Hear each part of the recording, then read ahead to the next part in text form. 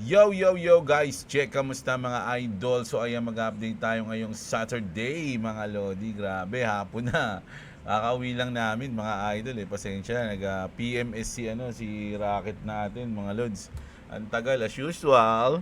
Ang tagal sa Toyota. Inabot na kami ng after lunch. Aga namin nagpunta doon, alas 10. Bagay, nag-SM na kami. Wala na hapon na rin mga lods No, so syempre pero mag-update tayo ngayon. Kaya sabi ko, uwi na tayo para makapag-update tayo mga idol. Sabi ko ganoon. So let's go. Grabe, grabe mga news natin. Punta muna tayo sa ating chart. Grabe yung ating XRP. Bumaba pa siya. Uy, sayang na naman to. Nakakatingin ko lang sa'yo. Pababa ka pa lang. Ngayon, pabalik ka na. Sabagay, okay lang yan. Andun tayo sa part na, di ba sabi ko, baka... yun. Baka kunin yung liquidation banda dito mga idol. So malapit na siya. Bumibelo na siya mga lods. Ang pinakadulo niyan is nasa 1.9. No, 1.9. So inaabangan ko rin yan. Pero sana magpuposition na ako dito sayang Kumbaga, ang pinaka stop loss ko lang dito sa dulo nito. Ito, yung dulo na yan. So para pag inabot, pang position ako and then ganun lang. Trip lang. Kasi baka mamaya syempre kung magbabounce siya dito, pwede rin kasing mamaya niya pang gabi kunin to So pwede mangyari na pag position ka dito o mga siya dyan, syempre may lock profit ka na banda dito. So tumubo ka na, bumaba man siya ulit, panalo ka pa rin, naabang ka na lang ulit ng low. Ganun yung parang inaano ko. Kaya lang, medyo nag-bounce na o bumalik na ulit. Mamaya mag-ano ako dyan. Titesting ako dyan. Ayun na. Titesting tayo dyan mga idol, no? Dahil bumalik ka na, babain mo na to, talunin mo na to. Medyo bumaba ka ng konti dyan, puposisyonan kita. No? So, ganun tayo. So, mag-news na tayo ngayon mga lodi. Pero bago tayo mag-crypto mga lods, may mga Netflix ba kayo? Mga idol. So, meron tayong malupit na news sa Netflix mga idol Ito. Nakita ko to kanina Sabi ko sa ama ko kasi syempre may Netflix ako. At usually alam ko lahat yung iba sa inyo may Netflix din. So today, Netflix announced our acquisition of Warner Brothers. Together will define the next century of storytelling, creating an extraordinary entertainment offering for audience everywhere. So, eto mga idol, medyo mahabang parang kasi ang gagawin ng Netflix mga lods, bibili niya na lahat Parang naging Ripple tuloy yung Netflix. I-acquire ko na lahat yan. Parang ganun Mga lods parang sinabi Netflix, syempre big na sila, malaki na sila mga lods di ba? Kumbaga, kaya na nilang tapatan yung mga malaking cinema o something di ba? O kung ano man yung mga Disney, Warner Brothers, kaya na nilang tapatan. Isa na sila sa pinakamalaki. Actually, baka nga sila na pinakamalaki. So, ang gagawin na lang nila, bibili na lang namin kayo lahat. Ganun na lang. Di ba? So, ang sabi dito mga idol, 72 billion takeover of a Warner Brothers shakes Hollywood to its core. Sabi, nanginig sila mga lodi. Binili ng Netflix yung Warner Brothers Netflix just rewrote Hollywood's future. The streamer announced a 72 billion cash and stock deal to acquire Warner Bros. Discovery's film and TV studios. Ano yung mga yon? Mga lodi, HBO, HBO Max, and gaming business. It's maski gaming business It's largest acquisition ever and one of the biggest in media history. Grabe si Netflix mga idol, no? The offer values Warner Brothers at 27.75 per share and 23.25 in a cash and 4.50 in Netflix stocks, totaling $82.7 billion when factoring in debt. It beats rival bids from Paramount, Skydance, and Comcast, and comes with a hefty 5.8 billion breakup fee if regulators block it mga lodi. So grabe, yung Paramount pa pala, Skydance, ano pa ba isa? Yung may Skydance ba? Hindi, yung may rar. May gumaganon na Leon. Alam ko yung Paramount, yung ayun ba yung ano, yung Liberty. Hindi ko na alam ah. Wala na akong alam sa mga ganun ah. Di ba? Tapos ayan. Netflix co-CEO Ted Sarandos said it's all about growth and storytelling. So ayun yung sinasabi nila, storytelling eh. We can't stand still. We need to keep innovating and investing in stories that matter most to audiences. And that's what this deal is all about, no? We can buy all of you. Parang ganun. The combination of Netflix and Warner Brothers creates a better Netflix for the long term. It sets up for success for decades to come. Oh, yan ha, mga lo. Isipin nyo, lahat ng mga produkto ng Warner Brothers, mapapanood nyo na sa Netflix, di ba? Isa na dun yung DC. Di ba? DC, Batman, Superman, di ba? Basta yung mga DC Comics. Detective Comics. Warner Brothers has some of the best entertainment in the world, period. Tama yan, mga idol, no? Isa yung Warner Brothers, no? Kasama din yung John Constantine. Naalala ko ang ganda ng intro ng Warner Brothers dun eh. Nalusaw yung logo nila, di ba? The merger would unite franchises like Harry Potter. Oh, makukumpleto na yung Harry Potter sa Netflix. Pwede nang umpisahan ulit yan hanggang pinakabago. Eto ang gusto ko, Game of Thrones, mga Lodi. Kasi alam nyo ba yung Game of Thrones? Dinownload ko pa yan, mga Lodi, no? Hanggang season 8. Actually, nung pinanood ko yung Game of Thrones, mga idol, sa CD pa, ano na rin pala, dina-download ko na rin pala yon, mga Lodi, dati. No? Sa USB ko na siya pinapanood. Pero, ang nainis lang ako no, kasi ang na-download ko lang hanggang season 7. Tapos yung season 8, ang tagal ko bago siya napanood. So, hindi katulad nung pinanood ko yung Game of Thrones, sunod-sunod, araw-araw, yun lang yung pinapanood ko. Hindi natenga ako ng matagal, nanood ako ng Dexter, nanood ako ng marami akong series na pinanood, and then saka ako pinanood yung season 8. So, nawala na yung momentum ng Game of Thrones sa akin noong mga panahon na yun. So, kaya gusto ko sana siyang ulitin eh. At buburahin ko na yung download. Hanggang ngayon, naka-download pa sa akin yun, yung Game of Thrones. And DC, under one streaming group. O, di ba? Lahat yan, mga Lodi, lahat mapapanood nyo na sa Netflix, di ba? While preserving theatrical releases with shorter windows. So, ayan. So, ito yung good news to sa akin, no? Sa Netflix, mga idol. At sana hindi magmahal yung kanilang ano tawag doon, boss? Hindi magmahal yung kanilang bayad, mga Lods, no? Sa Netflix. Subscription. Ayun, hindi magmahal yung subscription nila. At sana ganun pa rin. Kumbaga, pag may subscription kasi na pwedeng limang gadget eh, di ba? Cellphone, laptop, PC, TV, tapos isa pang cellphone, mga ganun. Nagawa ka ng mga account. Di ba? Yung iba nagbebenta ng account eh, no? Kulit eh, no? So, ayan.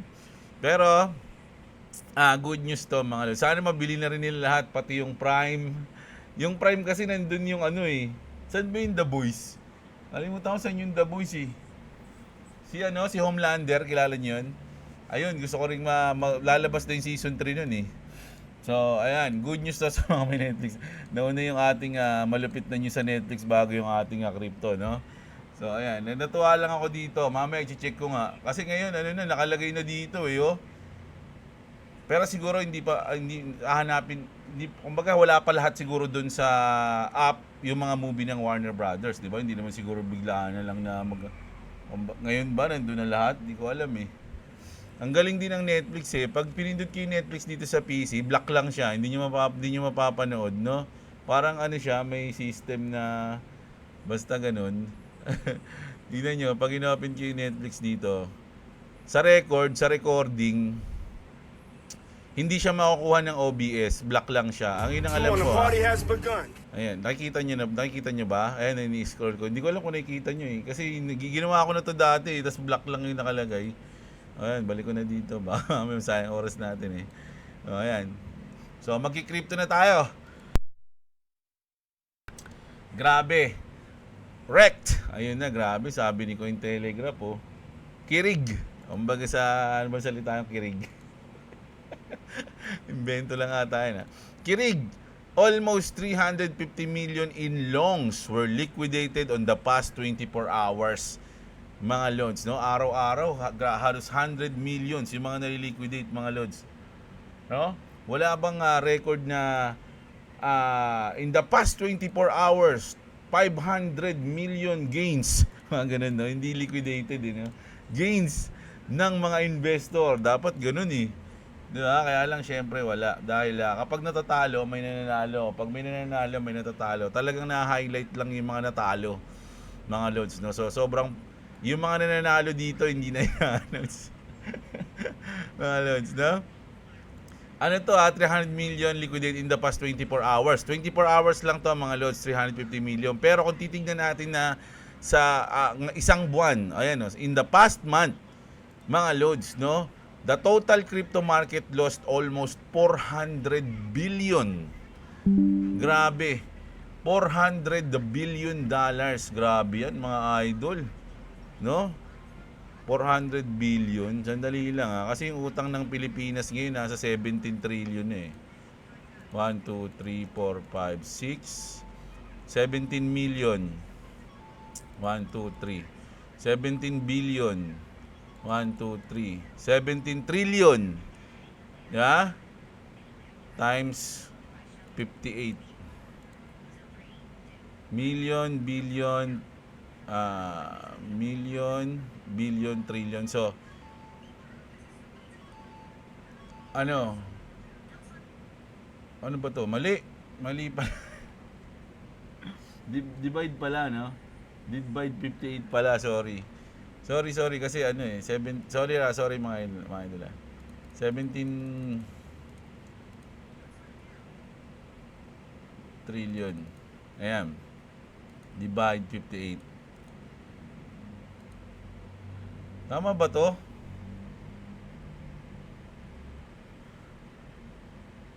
293 billion. Diba?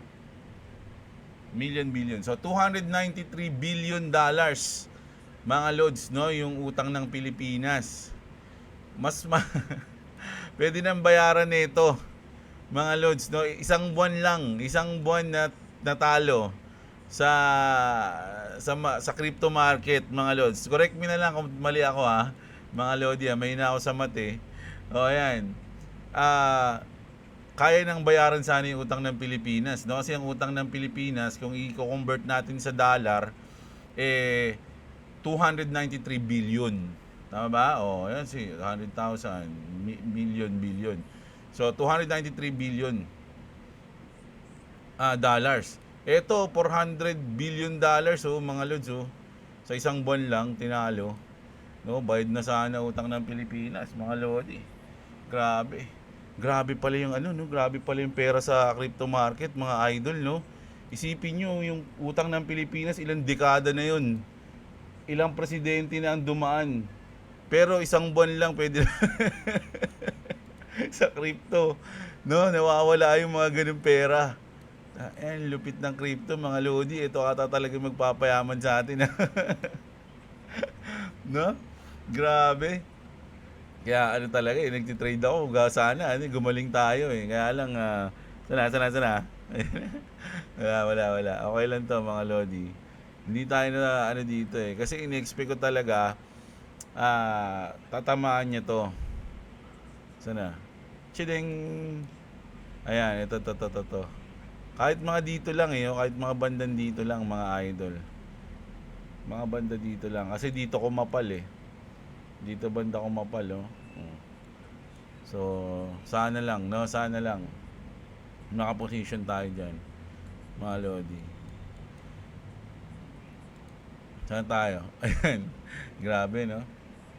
Nako, ito rin, mga lodi, no? Speaking, alam niyo yung ginawa na, kaya kasi sinama rin tong Netflix na to kasi dahil dun sa news na yun Yung Netflix, di ba, gusto niya na lang maging isa, no? Yung platform ng papanooran ng mga movie. Ganun kalupit si Netflix, ganun siya ka-greedy.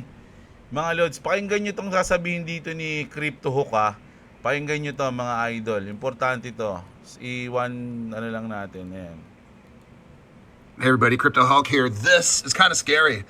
Charles Schwab's coming into crypto. They want to have an exchange and everything like that. Imagine that all of a sudden now. They got 12 trillion in assets. They want to come in and charge almost nothing like a crypto exchange. Parang ang gagawin ng Charles Schwab, mga lodi, gagawa sila ng crypto exchange na halos walang fees. walang charge, no? Para magsilipatan sa kanila lahat ng mga investor, lahat ng mga trader.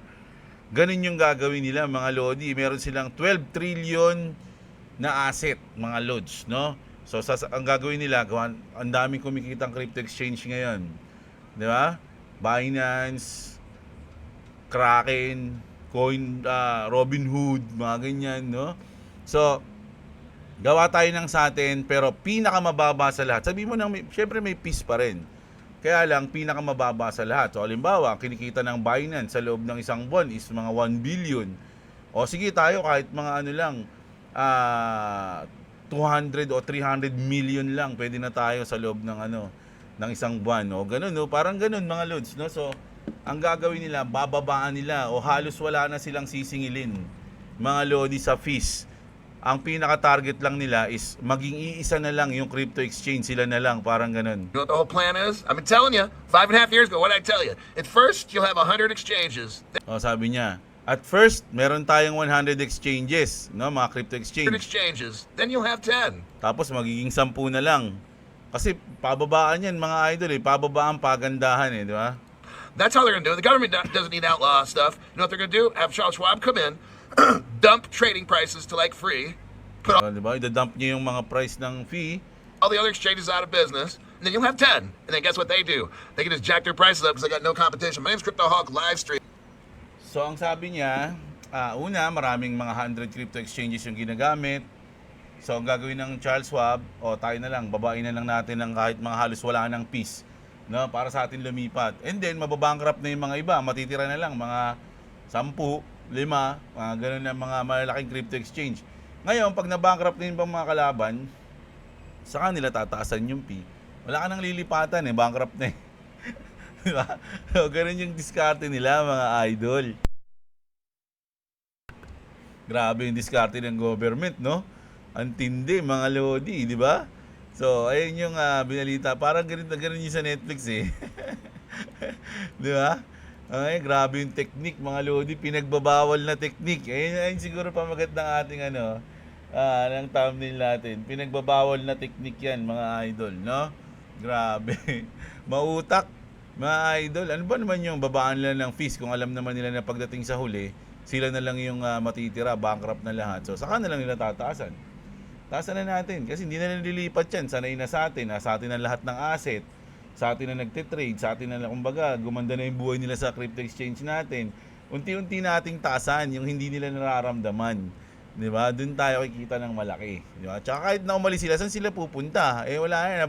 Binankrupt na natin yung mga kalaban natin.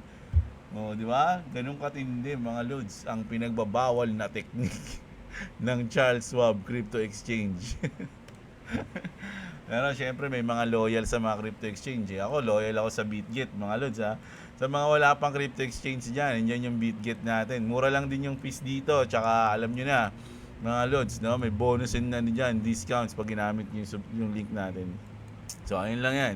Syempre pag ginamit nyo yung link natin, meron akong nakukuha mga 0.0001. Ganun lang yun, no? Syempre, yun kumbaga parang partnership namin ni BitGet. Pero maliit lang yun, mga lodi. Ito na, bumababa na siya. Yun. Baba mo pa kaya hanggang dito, babes. No? Dulo lang sa Nasa 1 minute tayo, di ba? Ilang seconds na? Isang candle. Ayan. Ipula mo. Pang. Baba. Putay, bumaba. Ayaw bumaba. Mamaya na, mga lodi. So, ito. Si Jake Clabber, mga lodi. Sabi niya rito, trades on OTC for XRP are taking longer than usual to settle. So, kasi nga, ubus na, mga lods, Yung over the counter ang ibig sabihin nito, mga lods, no? Yung OTC. Yung mga trades on over the counter, yung mga big institution kasi hindi yung usually, lalo na pag mag-apply sila ng ETF, halimbawa CoinShare, yung mga ganun, yung mga Fidelity, yung mga ganyan, no, Franklin Templeton, hindi yan pag nung na-aprobahan sila sa XRP ETF, hindi sila sa mga crypto exchange bibili ng XRP. sa OTC sila bibili, mag-OTC sila, no? Over the counter sila, doon sila bibili para yung volatility medyo hindi nila maramdaman sa every transaction, 'di ba? Ganun. So ang nangyayari ngayon, medyo bumabagal na yung trades kasi nga kumukonti na lang mga lods Tapos marami pang institution na papasok, lalo na yung mga na-aprobahan sa ETF. Ngayon, kapag naubos na yung nasa yung pool dito, saan na sila bibili? Sa crypto exchange na sila bibili. Mag-aano ngayon sila, mag-uunahan na sila sa mga crypto exchange kung sino may mga XRP. Doon na mauubos yung XRP. Doon na yung sinasabi nila na supply shock. Mauubos na sa mga crypto exchange yung XRP. Kasi maraming mga ETF ngayon yung maaprobahan, lalo na ngayong December mga lods. Tsaka ngayon pa lang, 'di ba? Hindi nga natin alam kung ilan na lang yung nasa pool na XRP mga lods Once na maubos yan, mga idol, rekta na sa crypto exchange yung mga yan. So doon yung sinasabi nila na supply shock, mga lods, no? Tapos eto, sabi niya ulit, no, speaking, Jake Claver ulit, big news daw. Ano ba yung meron, mga idol, no? CFTC approves XRP as collateral like Bitcoin and gold. So, collateral na siya, mga idol, no? 72 hours countdown starts now. Ayun, mga loads. Doon na-aprobahan na ng CFTC. Na? Grabe yan, mga idol. Nako, kung kailangan ko ng pumosisyon, baka yun ang sinasabi ko. Di ba? Ay, hindi pala. Ganun din. Ganun din pala yun. Ilang minutes na yun? Ito yung kaninang mas bumaba ulit. Yan, pinapasabik ako nito Pag naglagay ako ng 100 USDT, dali. Liquidation natin is 1.958. Saan yun? 1.9. Ay, malalim na, mga idol. If ever lang Uy, malalim na nga. 50 natin. Sorry, mga lods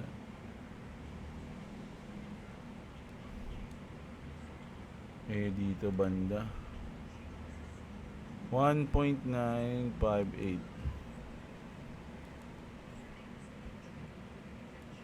Tumaas. Tumaas ayan mga lodi. So, pag kinuha niya to, if ever lang nakunin niya yan, no, dyan, saka siya lumipad, eto yung nakakatakot buti sana kung malayo mga dito banda kasi baka mamaya biglang sumagad yan hindi nyo makontrol, no? Biglang may mga nagbentahan tapos ganun, so medyo nakakabato, mga idol. Ang mangyayari niyan pagka ganyan, kailangan natin maglagay ng stop loss dito banda, no? O mismo dito pag inabot, kasi para pag inabot siya, may matitira pa akong asset.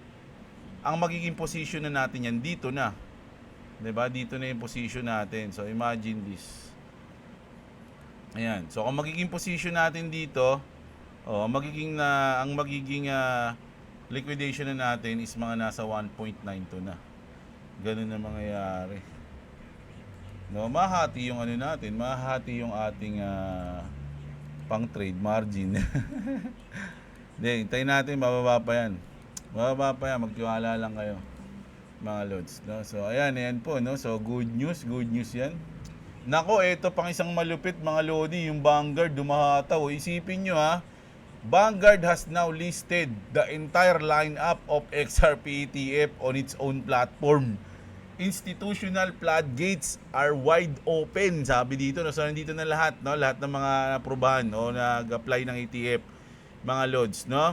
Andiyan yung Canary Capital, ProShare, Bitwise, Tikrium, Franklin Templeton, CoinShare, Rex Osprey, Amplify, XRP, something like that.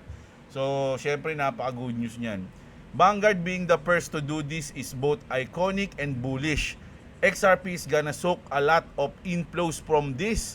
Di ba, mga loads, no? So, ayan, good news yan for us.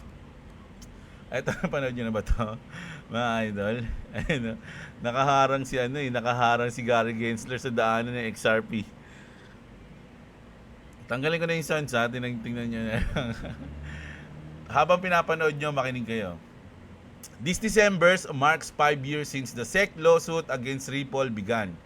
Back then, many in the crypto community laughed at laugh and didn't expect it would lead to the real legacy clarity for XRP, no? So tama nga 'yun, no? Nung kinasuhan ng Ripple ng SEC yung Ripple, lahat na nawalan ng pag-asa sa Ripple.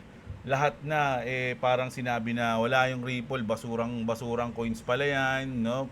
Pangit pala 'yan, security pala 'yan, no? Hindi na 'yan magtatagal, wala na 'yan. Pero yung pala, yung kaso na 'yon ang magli-lead sa XRP o sa XRP na magiging legal sila. No, once na nanalo sila noon mga lodi, imagine naging legal na sila.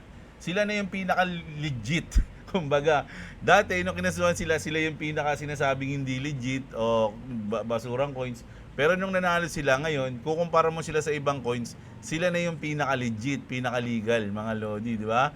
But here we are, half a decade later, witnessing how the challenge helped shape a more defined path forward. So, ang lupit, di ba mga idol?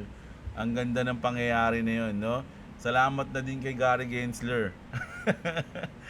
Dahil sa kanya, di ba, naging matindi yung ating XRP. Mga idol, hindi ko sinasabing bumili kayo ng XRP. Alam niyo naman yung channel ko, medyo bias ako sa XRP. No? Do your own research, hindi ako financial advisor. Huwag kayong bumasa sa akin para bumili, mag-hold o magbenta ng mga coins, mga lodi. No, ayan lang ang masasabi ko sa inyo ngayon mga lods, no. So ito nga last natin, no. Para lang meron tayong ma-realize, no. Sabi dito, stocks are flying. Gold is printing new highs, no. Lagi 'yan, no. Lumilipad yung gold lalo na nakaraan, no. Every asset is up except crypto. Ayun yung malapit doon. That exactly how it's supposed to be, sabi diyan dito. Retail left months ago, no. Kumbaga nangyayari to para ilaglag talaga lahat ng mga retails, mga lods, no? They chase tech stocks, they always do, and they always lose. Only institutions remains. BlackRock, Fidelity, the hedge funds, they're accumulating Bitcoin while you sleep. They don't trade, they control. No, yung iba hindi daw nagtitrade, they control. Altcoins didn't die by accident. They were starved on purpose. Institution don't want retail to make money. So totoo 'yan mga idol, no? Sa mundo ng crypto, parang for me, talagang pipilitin kang mawala dito, no? Matalo lang, laging ganun. Kaya dapat talaga salungat ka sa lahat ng mga hype. Ganun yung nangyayari. Stock still on consolidate, crypto will pump, no? No retail, no whales, no weak hands left, no? Dapat talaga malaglag daw tayo lahat. No, ayun yung gusto nila mangyari. Just institution. And they don't sell cheap mga idol, no? Kaya once na magbenta sila, talagang laglag din ng sobra eh. The laws are ready. Ito talaga pinaka-hinihintay natin. The banks are ready. The system is ready. When they press go, this won't be a bull run. It will be a financial reset. Ang narinig ko na naman to. Alam niyo kung laksa natin naririnig to lagi, mga idol. Alam niyo na, di ba? Yung mga sinasabi lagi dati ng mga developers o CEOs, CTOs ng Ripple, sa kanila ako naririnig to yung financial reset lagi. Wala akong naririnig sa iba. So ngayon binabanggit na lahat nila ng kung sino-sino, di ba? Na financial reset, ganito ganyan, no? Alam mo na agad kung sino yung nasa future mga lods, no? The rich know it. The smart are quietly preparing.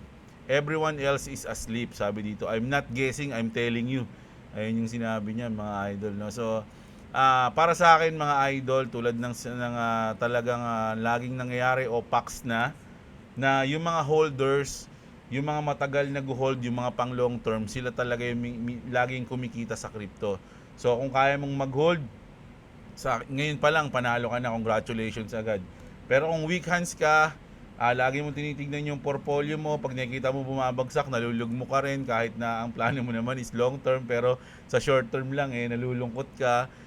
Mukhang mas magandang pag break even ka na, ikunin mo na lang kasi baka mamaya mas stress ka pa dahil sa crypto, di ba?